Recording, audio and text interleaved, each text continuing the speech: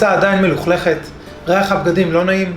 פעמים רבות הסיבה לכך יכולה להיות פשוטה, כמו מגרת סבון סתומה.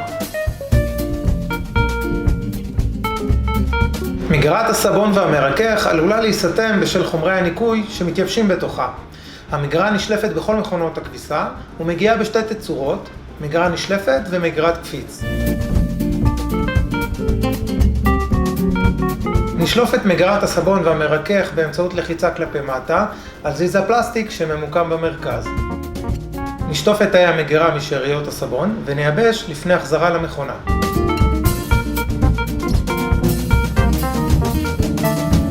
לצורך הוצאה של המגרה, פיתחו אותה ומשכו כלפי מעלה. כעת תוכלו לשלוף אותה החוצה ממקומה. במידה והבעיה מורכבת יותר, כנסו לאתר המקצוענים והזמינו טכנאי מכונות כביסה בפיקוח שלנו. בהצלחה.